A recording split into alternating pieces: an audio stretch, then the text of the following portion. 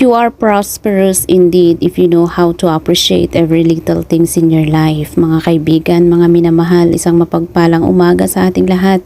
Napakaganda ng view, di ba? Kailangan talaga na bigyan natin ng halaga ang bawat oras, bawat minuto, bawat galaw natin, mga minamahal kong kaibigan. Wag lang tayong hanap-hanap ng pera dahil ang pera agad-agad inuubos nila.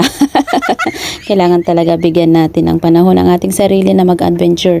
Yang hinahawakan kong yung gulay yan, kinuha. Inakyat ko pala dyan para sa ganun. May ipapaulam ako sa photographer ko kasi kawawa naman. Pasunod-sunod sa akin kahit saan ako mapunta.